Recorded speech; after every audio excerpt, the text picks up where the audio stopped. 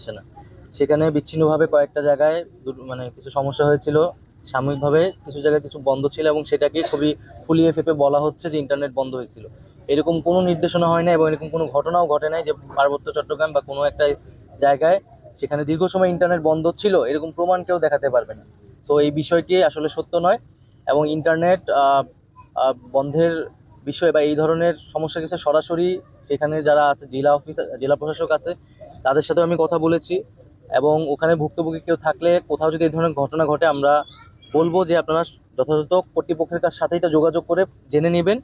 এবং আমরা এই এই ধরনের কিছু অভিযোগ করার ক্ষেত্রে যাতে সম্পূর্ণ সত্যটা জেনে তারপরে এটা বলি, এটাও আমার অনুরোধ থাকে।